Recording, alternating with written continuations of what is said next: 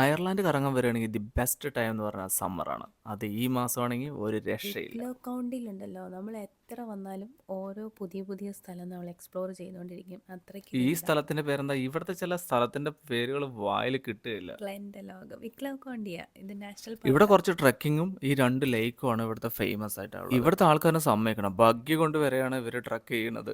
കുറച്ചൊക്കെ കയറുക ലേക്ക് വരെ പോകുന്ന തോന്നുന്നു. അടുത്ത മെയിൻ മെയിൻ അട്രാക്ഷൻ എന്ന് പറഞ്ഞാൽ ഇവിടുത്തെ കത്തീഡ്രലാണ്. അത് 10th 13th സെഞ്ചുറിയിൽ എങ്ങാണ്ട് പണിതെന്നാണ് അവർ എഴുതി വെച്ചേക്കുന്നത്. പിന്നെ അവിടുത്തെ ആ സെമിട്രി. അത്രയും പഴയതാണല്ലേ. ശ്രദ്ധിച്ച് നോക്കി, ഇവിടെ ഒരു കോമഡി ഉണ്ട് കേട്ടോ. Wait wait wait. You think double meaning? You think double meaning? വിക്ലോ വരികയാണെങ്കിൽ മസ്റ്റായിട്ട് പോകേണ്ട ഒരു സ്ഥലമാണ് സാലീസ് ഗ്യാപ്പ്. അവിടെ ഒരു രക്ഷയില്ല. ശരിക്കും പറഞ്ഞാൽ എനിക്ക് ഫീൽ ചെയ്ത്, എനിക്ക് എൻ്റെ സ്വന്തമായിട്ടൊരു ഫീലാണ്.